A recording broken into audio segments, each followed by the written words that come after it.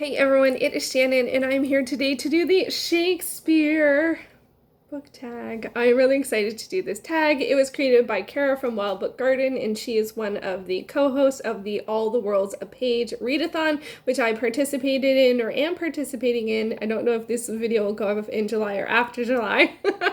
So present or future or past tense, present or past. Anyway, regardless of when this goes up, I did participate in it, but I might still be participating in it. Oh my goodness. I should do Duolingo for English. Okay. So I'm really excited to do this tag. It has 11 questions and they are all Shakespeare related. So question number 1, Much Ado About Nothing. Your favorite bickering couple whom everyone knows really care about each other. And this can be either a romantic relationship or a friendship relationship. And this is one, it's funny because this is like a trope in romance that I don't always like of the bickering couple, but I think I understood it better after not reading Much Ado About Nothing, but watching the Much Ado About Nothing, the Joss Whedon directed version with Amy Acker and, oh my gosh, and Wesley. Oh my God, I can't remember the actor's name. I can't remember. And I remember being so surprised that he had an American accent.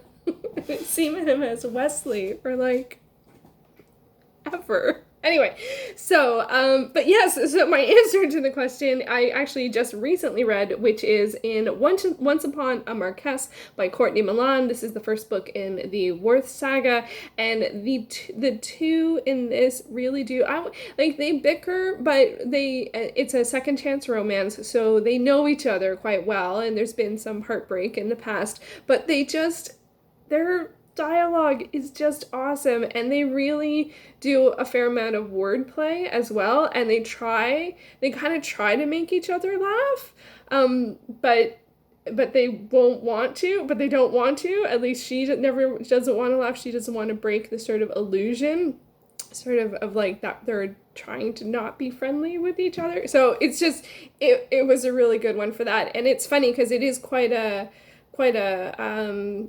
trope, I guess, in romance, but it's not one that I tend to read a lot of. I don't tend to read humor. When I read something and people talk about it being funny, I was like, that was funny. Just don't work. Okay, question number 2 is Measure for Measure, a book whose plot or genre is really hard to explain to other people. I have 2 for this one. One, I'm thinking of Ending Things by Ian Reid. This is a thriller, and I think that's one of the reasons why it's hard to talk about it. But it's one of the first thrillers that I read, so I really was very engaged with it, but it's also like, what is going on? So you don't kind of like, I would recommend people to read it without finding out anything about it. And then I would also say Come Thou Tortoise by Jessica Grant. I don't even know what to say the plot of this book even is, and I loved it. It's a Canadian novel. It's very charming. I love the characters, but I'm like, what was the plot? You know, like I don't like, in some ways it's just sort of about life and stuff, and I really love the main character, but what it's actually about, I'm not sure what you would say. I don't read a lot of contemporary, so maybe that's what that is. I don't know. It's really, really touching though. I loved it. Question number 3, A Midsummer Night's Dream, your favorite book featuring fairies or elves. I went with one that,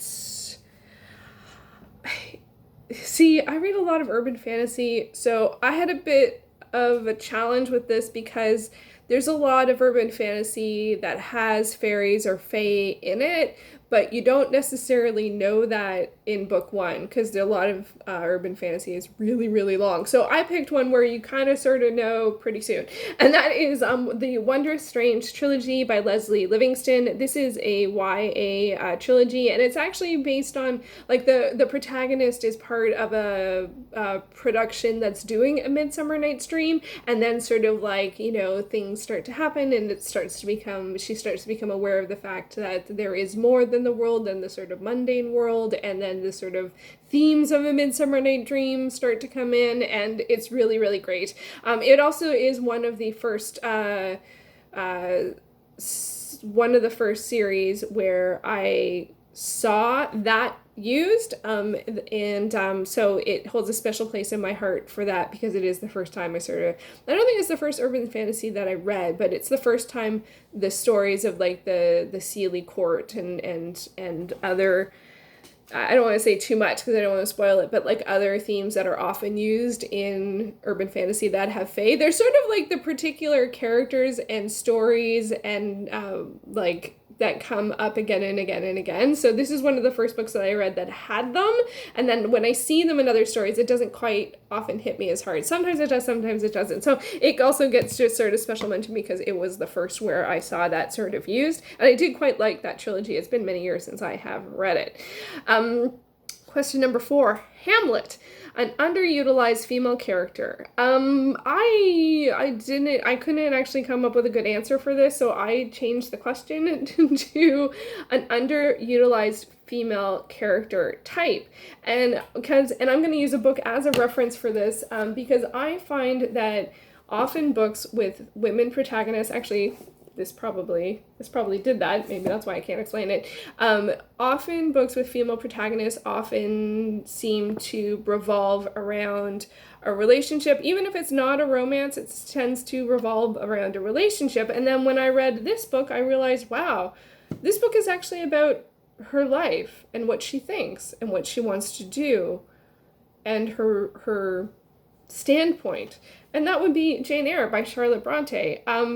It really was a light bulb moment to me that up until this point, all the books that I read with female protagonists were basically some kind of romance. Like the goal ended up being, like, whether it was a romance or not, the goal was a relationship. And I felt like with this one, even though I know a lot of people fondly enjoy the relationship in this, which I totally go into, I feel like it's about her and like everything else is secondary. But I really recognize that in this book. And so I try to find books like that have that, and I feel like there's not tons of them. Like I feel like a lot of the books that are about women are either about their romantic relationships or about their interpersonal relationships, family relationships, and I'm like, what about women who like want to like change the world or do something else, like have a different journey or have another journey as well as relationships. So I feel like that's an underutilized character type, would be someone who's either career oriented or making their own dreams come true or going on adventures, wanting to contribute to the world and not actually be about the relationships. Recommendations are open. Recommendations are welcome for any female protagonist books where the driving force behind the plot of what she's doing is not relationship based. And I like books about relationships and I like romance, but I just feel like it's so weird that so many books that are focused on women focus on the relationships. I'm like, what do they want to do? What do they want to do? I don't know. So that's my weird answer for that one. Number 5, the Sonnets. Choose your favorite poem. I'm cheating. I'm cheating with all of these. I could not think of a favorite poem, but I went with Gunnlaug the Worm-Tongue and Raven the Skald. This particular translation by William Morris and Eric Magnusson. I'm not sure on his first name there. This was lovely. This actually is a saga, and sagas are prose narratives, so it's not a poem, but it's as close as I could get. This particular version is from 1875, and I read it during Sagalong, which I can't remember if it was last year or the year before, and I've read a bunch of sagas, and some of them stick, and some of them don't, but this particular translation, probably because it's William Morris, was so beautiful, and I like understood the story, and I felt the themes, and I was like, all of a sudden, it was like making sense, which was really nice after reading sort of like Eric the Red and being like, I don't get it, and Vinland Saga, I was like, I don't get it. It's just so dry. But this one, I read it and I understood it. So that's as close as I can get. I hope that counts. Richard III is the next question. For question number 6, Richard III, a protagonist willing to do anything to get what they want. Another horrible answer here. I put any antagonist in any fantasy series, but it's asking for a protagonist. I couldn't think of one. A protagonist. Maybe I don't, because that feels like such an antagonistic thing. Not that you shouldn't like go for your goals, how I was just saying with books for female with female characters that I'm looking for. But the do anything is that feels like like anything that always feels like you're going into antagonistic territory with that. So I did not come up with an answer, although I did reread Richard III recently. I don't know if that counts. Probably not. Probably he is a piece of work. Okay, so number 7, Antony and Cleopatra, your favorite trope, bookish buzzwords, historical figure for which you still haven't found the perfect book. I actually realized that I think I find my favorite tropes from reading books. Like when I read a book and I super resonate with it, I from there realize that it has tropes that I like. So I went with a couple. I'm Kara, I am so sorry. I am not answering any of these questions correctly. I did not realize that until now. Oh, anyway, so for tropes that I love and the books that made me love them is urban fantasy with found family, Kate Daniels by Alona Andrews. Memoirs with women working towards their dreams, so More Than Enough by Elaine Welteroth, as well as High School by Tegan and Sarah. And then also Canadian novels. Oh my gosh, The Diviners by Margaret Lawrence and Away by Jane Urquhart, which actually both fall into this female protagonist situation. So those are, and I just love Canadian. And these are both, well, this is old, you can tell, but I just love it. I will keep this forever. I cannot read it. It is so dusty, but I will keep this book forever. I love this book. It's one of my favorite books of all time. And Away. So okay, hopefully I'll really answer the next question. Number 8, Titus Andronicus, a lesser known work by a popular author, one of which you want people to read more of. No, one of which you want more people to read. I feel like I'm missing a word in that sentence. Okay, I actually decided to go with The Winter's Tale by William Shakespeare because I do feel like this is a play that doesn't often get talked about, and it's so good. I even recently was thinking about it, and then I had forgotten some of the plot, and I was like, oh yeah, that one's really good. It's a great play, and this is one that I also saw a production of it ahead of time, like years ago. I was going to say how many. Let's just say lots of years ago. I saw a production lots of years ago, and then I read it a couple years ago. And when I was reading it, I started to remember what was going to happen, and I was like, oh yeah, it's a great story. It's a really great story. So yeah, The Winter's Tale. And I don't tend to hear a lot of people talk about it when, when people read Shakespeare. They read a lot of the really, like, Hamlet and Macbeth and Othello and Romeo and Juliet and A Midsummer Night's Dream.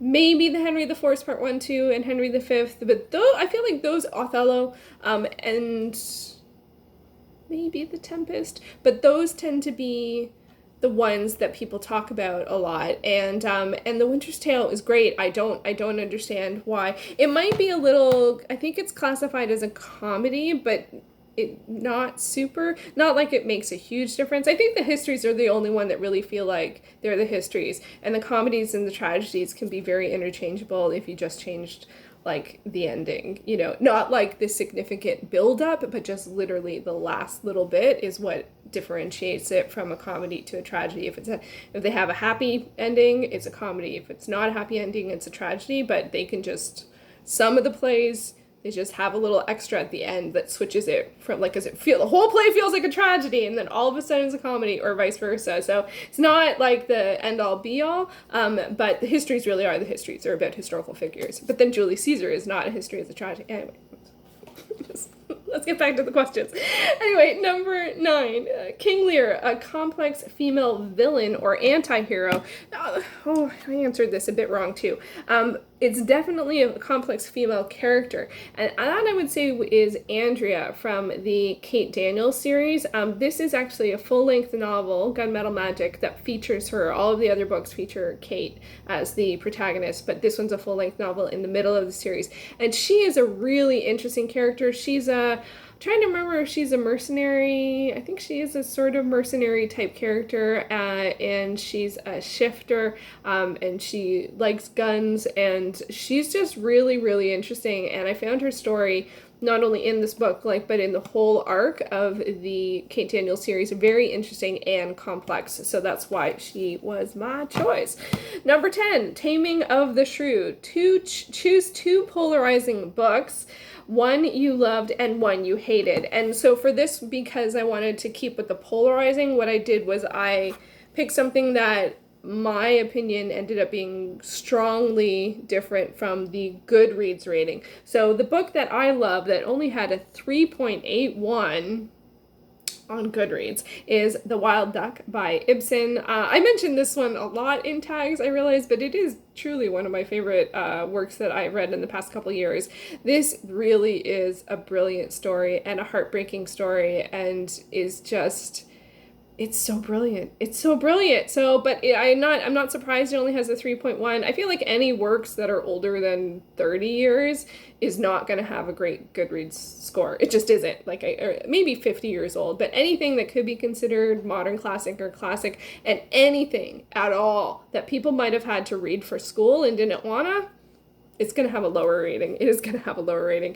And then the book that I didn't like that has a really good Goodreads score, and this one has a Goodreads score of 4.06, and I didn't think I was going to like it. It was on my 1-star TBR prediction last year when I did that 1, 2, 3, 4, 5 star predictions. I predicted it would be 1 star, and it was a 1 star for me. And that is Perfect State by Brandon Sanderson. This is a novella, science fiction-y novella. And it was the one I was giving Brandon Sanderson one more chance after DNFing Mistborn, and his work is on a lot of the fantasy lists, and I'm like, nope, didn't like it. And I never give 1 stars. 1 star for me actually technically is a DNF, but this one, like, I did read it, but I read it because it was a novella. If it wasn't a novella, I wouldn't have finished it. So the next question is, give me your hands if we be friends. So tag some people. I did not prepare for this, so I didn't prepare that. I obviously answered a lot of these questions in a roundabout way, so I'm sorry for that. But if you love Shakespeare, I would say do this tag. And even if you don't love Shakespeare, these are great questions, and I was happy to get a chance to talk about some of the books that don't always come up in some tags, and I really, really enjoyed it. So thank you so much to Kara for creating this tag and mentioning it on Twitter, that because that's how I found out about it. And so I hope that if you enjoy Shakespeare, you do this tag. And let's give a reason. Okay, if your birthday is in August, I tag you to do this video. So there we go, or I tag you to do this tag. So there you go. That's the Shakespeare tag. I hope you enjoyed it, and I hope you read some Shakespeare soon, and all the good things. So thank you so much for watching.